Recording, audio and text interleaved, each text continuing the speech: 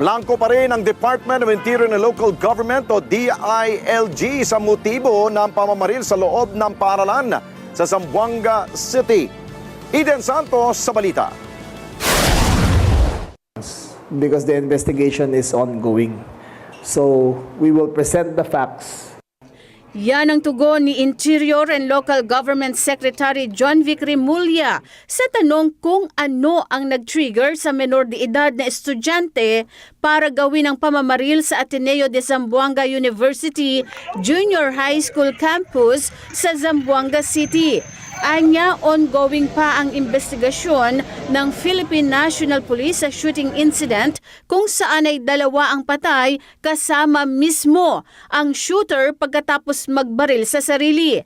Kabilang sa mga anggulo na sinisiyasat ng pulisya ay ang larong Roblox, umano'y depresyon at iba pa. Anya, isa sa ilalim sa forensic examination ang gadget ng bata. Hindi pa natin alam with certainty, but it is with great degree of confidence that he was influenced by the game of again, because of the manner of which we did it. In itself is not a dangerous game. It is the chat. It is the chat group that is beside it. Doon nagkakaroon ng buyuan. Doon nagkakaroon ng radicalization. Nasa 25 security guards ang empleyado ng universidad, kung saan 15 sa mga ito ay naka-duty sa araw at 10 naman ang panggabi. Ayon kay Remulla, ang bata ay sumakay sa kotse ng kanyang ama at hinatid siya. Hindi na anya ito kinapkapan at dumiretso na bumaba sa basement at tuloy-tuloy na umakyat kung saan isinagawa ang pamamaril. Dagdag pa ni Remulla na nakitang nag-livestream ang shooter. Ang bata po ay nag-livestream to a website called. So, it gives us a scenario na sa kanyang intent ay mapakita sa mundo ang kanyang ginagawa. Furthermore, ang version na ginagamit niya o yung pamamaraan na ginagamit niya ay parang video game, first-person shooter. Nakakabit sa kanyang dibdib at habang ginagawa niya ay nila-livestream niya. Duda naman si Remulla sa alibi ng ama ng shooter. Ay sinabi na ang kanyang gun bag ay naiwan niya lang sa kotse at doon dinukot ng bata. We find it highly improbable.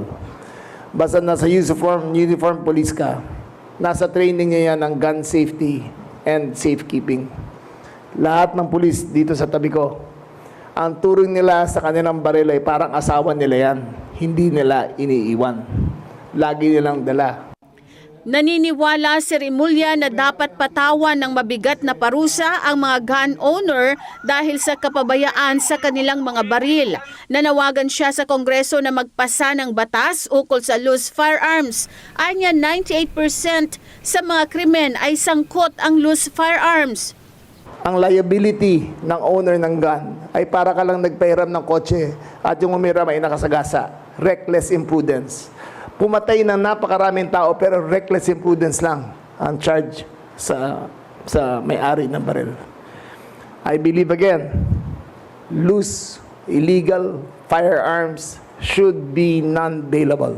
Itinanggi naman ni PNP Chief General Jose Melencio Nartates Jr.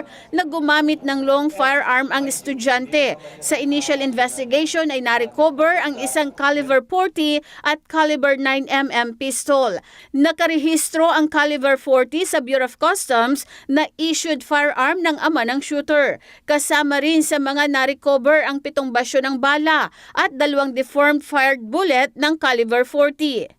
The PNP will be investigating all of this such that as what our SILG will help in further making an action plan in order to make this community as a whole and particularly the campuses or campus area be safe. Lalong-lalo na nandito ang ating mga minors. Eden Santos para sa Mata ng Agila. Matatag, matapang, matapat.